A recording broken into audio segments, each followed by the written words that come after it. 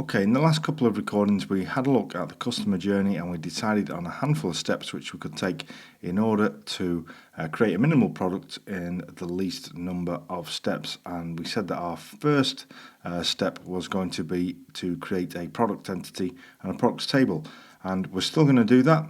What I've decided is that we're going to create an in-memory test database and we're going to build out our product entity using our in-memory test database. So this is going to be our goal for the next couple of recordings. Choose high definition for the best viewing experience, and if you'd like to join a growing group of software developers and take your skills to a new level, all you need to do is subscribe, click the little notification icon, and welcome.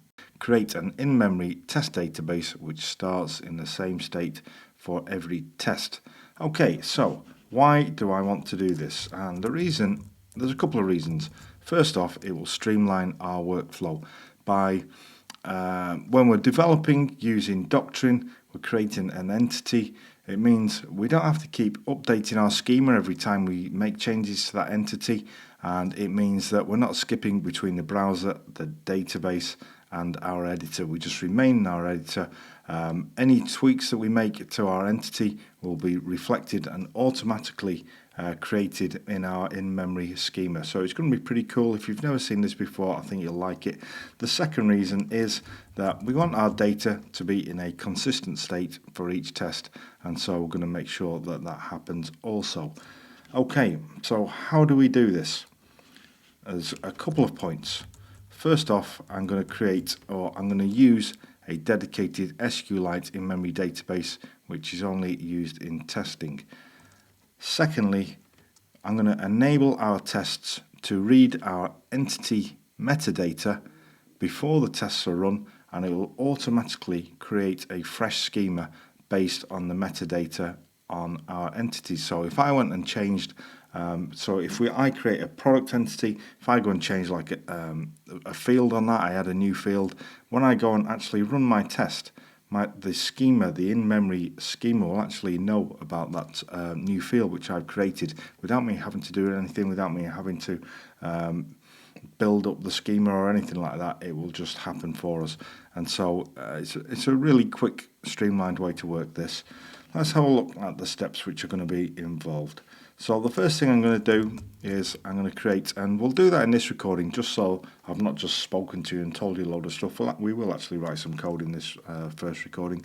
We're going to create a bootstrap.test, bootstrap-test.php file. So if we look at our bootstrap file, what this does is it basically builds up our entity manager.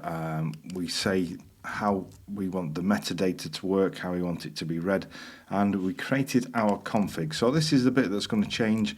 We're not going to be using MySQL, we're going to be using SQLite in memory. So user, password, all this stuff, database name, we ain't going to need that. It's going to be a much simpler configuration. So basically our file will be the same as this, except to use SQLite in memory. Okay. And then what I want to do is create a test class that can be extended by other test classes which interact with a database. So any test classes which I write, for example, if I want to create a product test which tests the creation of products or updating products, deleting products, then that will extend a database interactive test case class which has setup and teardown methods that load our schema and our entity manager. So we have the entity manager available to us in the test that our products test.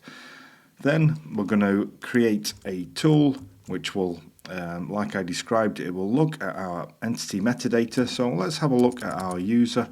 So this is the metadata which Doctrine reads in order to create the tables and know what kind of fields to create, what values they hold, etc. And so we're going to create a tool which will look at our entity metadata and actually build the schema before each test is run.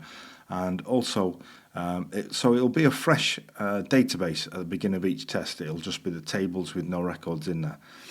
Okay, and then what we need to do is add an entry in the composer JSON to enable the autoloader to find our test files. So what do I mean by that? Let's have a look at composer JSON.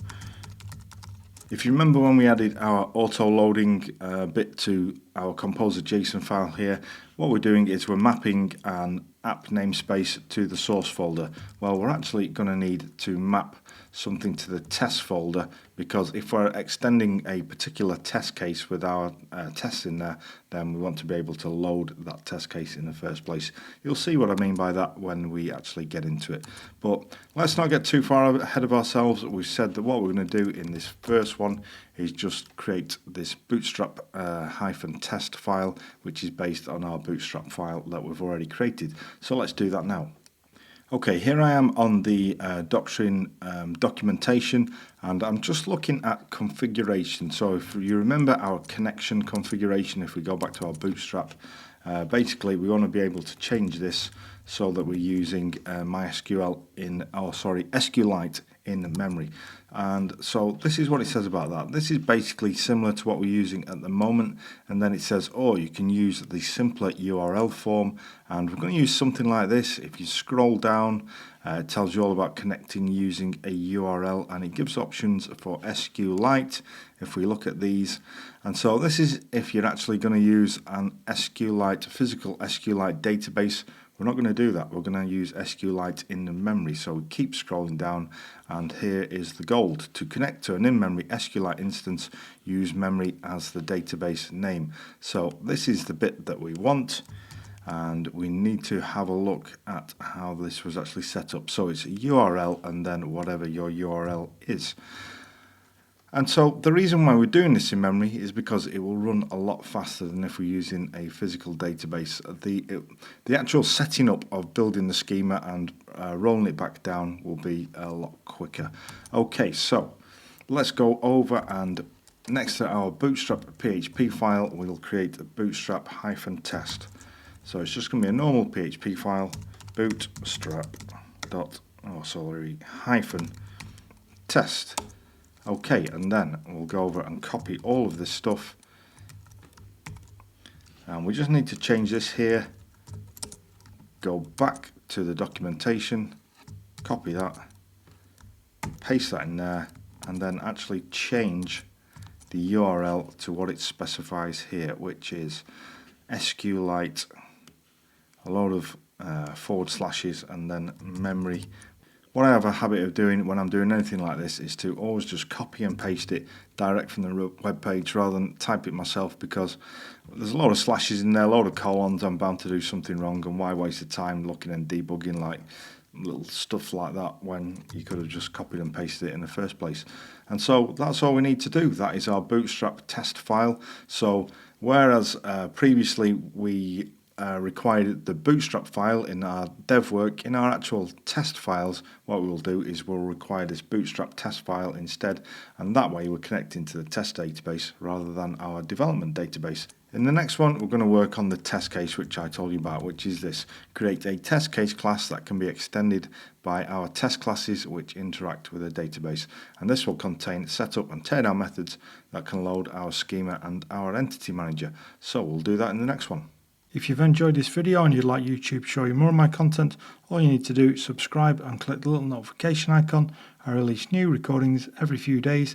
Details of my schedule can be found on the community tab of my YouTube channel homepage.